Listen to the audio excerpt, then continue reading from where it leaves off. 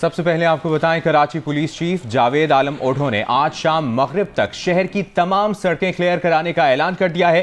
Garden police headquarter में गुफ्तगू करते हुए जावेद आलम ओढो ने कहा कि कराची वालों ने 3 दिन बहुत भुगता है, आज उन्हें रिलीफ दे देंगे। उनका कहना था कि अफसरान को हिदायत कर दी गई हैं कि आज तमाम सड़कों से धरने वालों को उठा दें। किसी ने रियासत के रिट के निफाज में मुजाहमत की तो कानून के मुताबिक निपटेंगे। इस सिलसिले में हम पहले तो बहुत ही तहम्मुल के साथ उनसे बातें करते रहे और रात को मेहरबानी उन्होंने कि ज़्यादातर रास्ते ख़ास तौर पर शारा फैसल खुलवा दिया, लेकिन आज शाम तक रोड पे, क्योंकि बाकी पाकिस्तान के किसी शहर में रोड पे आप नहीं बैठ रहे, तो यहाँ पे भी आपने वही पॉलिसी अपनानी है। हमारे साथ कमिटमेंट भी है और जो हाईएस्ट लीडरशिप है जिन्होंने इनकाद किया है धरने का, उन्होंने भी एग्री कर लिया है और वीडियो क्लिपिंग के ज़रिए भेजा है कि हम ये रोड ब्लॉक करना गुनाह है और हमारे कोई भी बंदा नहीं करेगा। तो हम बिल्कुल मगरिब से पहले इंशाल्लाह, अगर किसी ने किया है 1-2 जगह पे ये हमारी नॉलेज में है हुआ है, तो हम उनको बिल्कुल क्लियर कर देंगे। अफसरान को भी ये इंस्ट्रक्शन मिल चुकी हैं और इंशाल्लाह इस पे हम अभी सख्ती करेंगे और कराची के शहरियों को ये रिलीफ देंगे, क्योंकि 3 दिनों से उन्होंने बहुत भुगता है। कराची पुलिस चीफ जावेद आलम ओढो ने वजाहत की है कि उन्होंने आज मगरिब तक धरने खत्म कराने का नहीं कहा है। उन्होंने तो सिर्फ रोड ब्लॉक करने वालों के खिलाफ मगरिब से पहले कार्रवाई की बात की है। आपको अपडेट कर रहे हैं, कराची पुलिस चीफ ने कहा है कि मैंने सिर्फ रोड ब्लॉक करने वालों के खिलाफ मगरिब से पहले कार्रवाई की बात की है। उन्होंने कहा कि मैंने सिर्फ रोड ब्लॉक करने वालों के खिलाफ मगरिब से पहले कार्रवाई की बात। उन्होंने वजाहत की कि आज मगरिब तक धरने खत्म कराने का नहीं कहा, बल्कि सिर्फ रोड ब्लॉक करने वालों के खिलाफ मगरिब से पहले कार्रवाई की बात की है।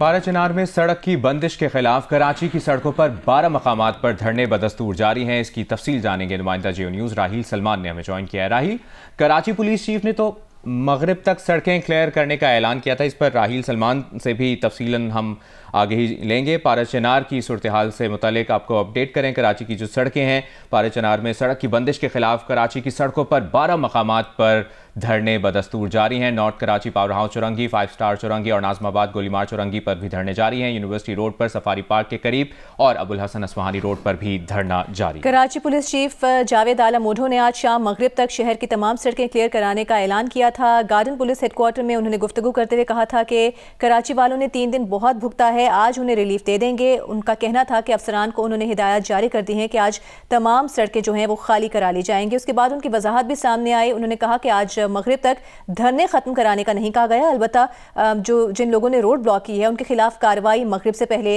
की जाएगी और इस हवाले से अफसरान को हिदायत भी जारी कर दी गई हैं। जावेद आलम ओढो का कहना था कि किसी ने रियासत के रिट के निफाज में मुजाहमत की तो कानून के मुताबिक निपटा जाएगा। राहील सलमान नुमाइंदा जियो न्यूज़ हमारे साथ मौजूद है, उनसे बात करेंगे। राहील, कराची पुलिस चीफ ने तो मगरिब तक सड़कें क्लियर कराने का ऐलान किया था, अब आधा घंटा तो तकरीबन हो गया है मगरिब को गुजरे हुए। क्या इस वक्त रोड्स पर सूरत हाल है और धरना मुजाहिरीन के क्या इरादे लग रहे हैं? देखिए, कराची पुलिस चीफ ने यह ऐलान जरूर किया था शाम को मगरिब से कुछ देर पहले कि वो मगरिब तक जो है वो सड़कों को ट्रैफिक के लिए क्लियर करा लेंगे, लेकिन अभी तक ऐसी कोई सिचुएशन नजर नहीं आई। प्रैक्टिकली जहाँ जहाँ मुजाहिरीन धरना दिए बैठे हुए थे वहाँ पे धरने अभी भी जारी है। सबसे जो मरकजी धरना है, सबसे मेन धरना एमएलए रोड नुमाइश चौरंगी, वहाँ पे अभी तक लोग एज इट इज बैठे हुए हैं, जबकि उसके बाद जो दीगर मकामात है शहर के और मजमूई तौर पर 12 मकामात है जहाँ पर अभी भी धरने का सिलसिला जारी है। किसी किस्म का धरना ना मुजाहिरीन ने आज खुद खत्म किया, ना पुलिस ने अभी तक जो है वो पुलिस की जानिब से ऐसी कोई कार्रवाई नजर आई कि कहीं पर भी धरना खत्म कराया गया हो।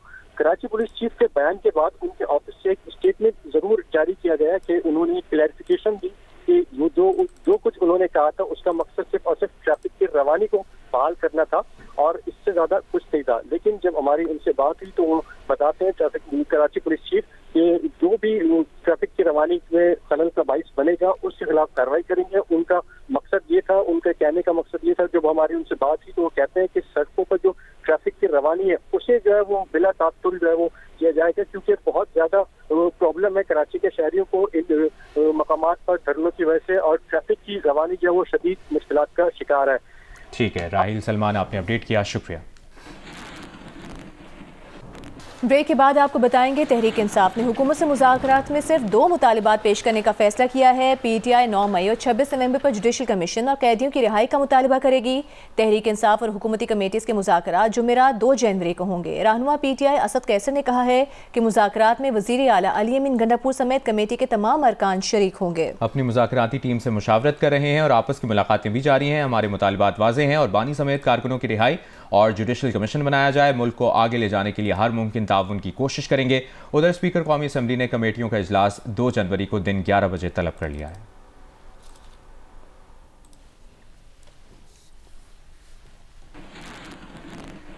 सेनेटर इरफान सिद्दीकी ने कहा है कि हुकूमत और पीटीआई ने मुज़ाकराती कमेटी की हद तक माजी की तलखियों को पसे पुश डाल दिया है। इत्तफाक राय है कि बाहर जो भी तकरीर हों, जो भी अदालती फैसले आए, मुज़ाकरात मुतासिर नहीं होंगे। दोनों फरीकैन का मुज़ाकरात पे आमादा हो जाना भी एक बहुत बड़ी कामयाबी है। इसे बहुत ही अच्छी पेशरफ्त कहना चाहिए कि किसी तरफ से भी न माजी के हवाले आए हैं, न तलखियाँ आई हैं। हम भी अपना एक माजी रखते हैं जो कोई बहुत बेदाग किस्म का नहीं है, तंज़ो तशजील भी करते रहे हैं, अब भी ये बातें होती हैं। उनकी तरफ से भी हमारे बारे में बहुत से अलकाबात और ऐसी चीज़ें आती रही हैं, खताबात, लेकिन हमने उन चीज़ों को पसे पुश डाल दिया और उन्होंने भी डाल दिया, कम से कम कमेटी किया था। दूसरी चीज जो हमने तय की थी पहले इजलास के अंदर कि जी बाहर की दुनिया के अपने डायनेमिक्स हैं, वहाँ पे तकरीरें भी होंगी, जलसे भी होंगे, उन तकरीरों के अलावा तंज होंगे, मीडिया पे बातें आएंगी, जो मीडिया शोज हैं उनमें बातें होंगी। तो हमें उनसे और फिर इसके साथ साथ मुकदमात होंगे, सजाएं होंगी।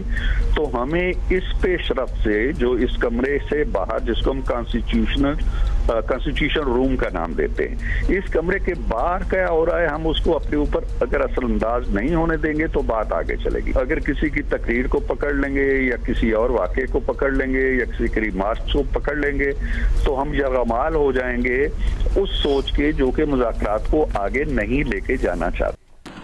अभी आपको बताएं, सिंध असेंबली में अपोजिशन लीडर अली खुर्शीदी ने कहा है कि यूनिवर्सिटी रोड का मसला सिंध हुकूमत की बद इंतजामी और नाअहली का शिकार है। कराची में प्रेस कॉन्फ्रेंस करते हुए ये भी कहा कि रेड लाइन प्रोजेक्ट में ताखीर के जिम्मेदार वजीर ट्रांसपोर्ट सिंध शर्जील मेमन हैं, जिन्हें अवाम से मुआफ़ी मांगनी चाहिए। अच्छा, ये वही रोड है यूनिवर्सिटी रोड जो 2016 में बड़ा उस पर पींगे मारी गई थी वज़ीर आला साहब की जानिब से कि जी देखिए हमने कितना जबरदस्त यूनिवर्सिटी रोड बना दिया है। कैसे बैड मैनेजमेंट है इन सिंध हुकूमत वालों की कि 4-5 साल पहले ये रोड बनाते हैं, उस पर करोड़ों रुपए लगाते हैं, 70-80 करोड़ रुपए लगे थे अगर मैं गलत नहीं हूं तो। उसके 4 साल बाद ख्याल आता है कि हमें रेड लाइन बनानी है तो फिर दोबारा खोल दो। भाई उस 70-80 करोड़ का हिसाब कौन देगा?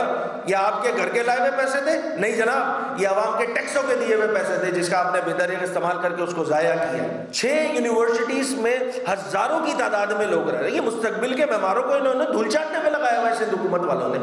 और ये महकमा जो ट्रांसपोर्ट है और खास तौर पर सीनियर वजीर साहब जो हैं वो इसके जिम्मेदार हैं, इनको माफी मांगनी चाहिए। आगे जो खुद मेयर कराची क्या कह रहे हैं, वो खुद शर्मिंदा हो रहे हैं। भाई आपको शर्मिंदा होने की जरूरत नहीं है, खुल के बात करें कि इस वजीर की नाअहली की वजह से जो है ये प्रोजेक्ट जो है अभी तक डिले होता जा रहा है। IBA यूनिवर्सिटी सखर के असिस्टेंट कंट्रोलर इम्तिहानात इश्तियाक मेमन के पोस्टमार्टम की इब्तदाई रिपोर्ट में उनके जिस्म पर कोई निशानात नहीं पाए गए। होश में आने वाली एक बहन का कहना है कि उन्होंने रात में पहले हीटर जलाया था, बाद में कोयले भी जलाए थे। रात में किस वक्त गैस कमरे में भर गई, फिर खबर नहीं क्या हुआ। यासिर फारूकी की रिपोर्ट देखिए।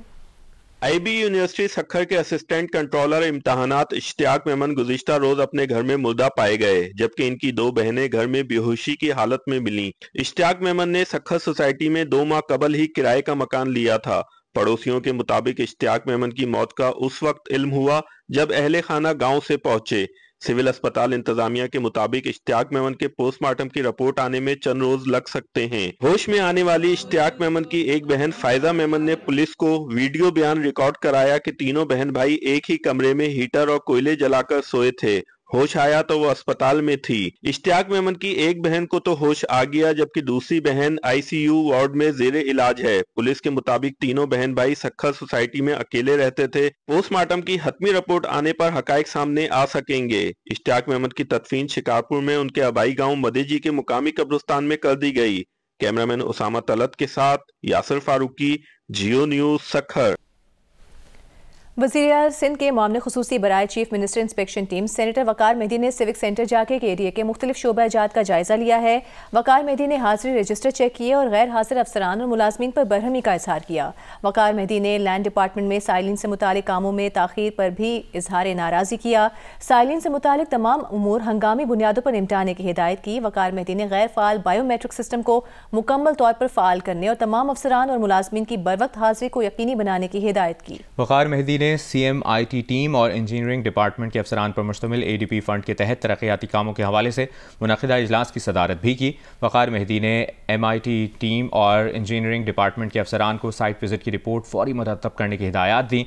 तामीराती काम के मयार और क्वालिटी को तरजीह दी जाए, इस हवाले से किसी मसलहत का शिकार नहीं होंगे। नेशनल विमेन बास्केटबॉल चैंपियनशिप में दिफाई चैंपियन वापडा ने आर्मी को फाइनल में हराकर एजाज बरकरार रखा। लाहौर में खेले गए फाइनल में दोनों टीमों के दरमियान दिलचस्प मुकाबला हुआ, जिसमें दिफाई चैंपियन वापडा ने आर्मी को सनसनीखेज मुकाबले में 38-33 के स्कोर से मात दी। वापडा की हिजाब फातिमा ने 14 और कायनात जफर ने 10 पॉइंट स्कोर किए। आर्मी की फजर फातिमा ने 9 जबकि काशफा नौरीन ने 8 पॉइंट्स बनाए। इवेंट में तीसरी पोजीशन लाहौर के नाम रही। लाहौर ने कराची को 23 के मुकाबले में 48 पॉइंट से शिकस्त दी। मैं कराची मुर्तज़ा वहाब इस वक्त कराची में मीडिया से गुफ्तगू कर रहे हैं। तो सबमर्सिबल पंप को इस्तेमाल करके पानी को ड्रेन आउट किया जा सके, सेवरेज के पानी को ड्रेन आउट किया जा सके। लोड शेडिंग का प्रॉब्लम है तो उसके लिए बैकअप जनरेटर भी यहाँ पर लगा के दिया है। ये है वो तब्दीली जिसका वादा बिलावल भुट्टो जरदारी साहब ने किया था। ये है वो बेहतरी जिसकी जुस्तजू कराची वालों ने की थी और आज पाकिस्तान पीपल्स पार्टी की क़यादत में कराची शहर में आपको ये बेहतरी होते हुए नजर आ रही है। इंशाअल्लाह आइंदा 2 से 3 रोज में लियारी का एक और मौला मदद पंपिंग स्टेशन जो है उसका हम विजिट करेंगे और उसको भी पब्लिक के लिए खोलेंगे। उस पंपिंग स्टेशन की भी खास बात यही है कि वहां पर जो खाली जमीन थी उसको पब्लिक पार्क में KMC ने कन्वर्ट किया। वाटर बोर्ड ने अपने फंड्स को इस्तेमाल करते हुए उस पंपिंग स्टेशन को ठीक किया। और तीसरी चीज़ उसके अंदर एक RO प्लांट है जिससे मीठा पानी लियारी की आवाम को दिया जा रहा है। इस तरह हम अपने वसाइल को कराची की आवाम की फलाह बहबूद के लिए खर्च कर रहे हैं। हमारा टारगेट है, हमारा नज़र यह है कि टैक्स के ज़रिए हो, वाटर बिल्स के ज़रिए हो, जिस तरीके से भी हो, जो भी वसाइल हैं चाहे वो KMC के पास हो या कराची वाटर सेवरेज कॉरपोरेशन के पास हो, उन वसाइल को इंशाअल्लाह इसी तरीके से हम कराची की आवाम की बेहतरी के लिए खर्च करेंगे। आखिरी चीज़ मैं आपको एक और खुशखबरी दूं कि हमने कराची वालों से वादा किया था, वैसे तो वादा था, ऐलान था, बेनज़ीर आएगी, रोज़गार लाएगी। मैं कराची मुर्तज़ा वहाब मीडिया से गुफ्तगू कर रहे हैं।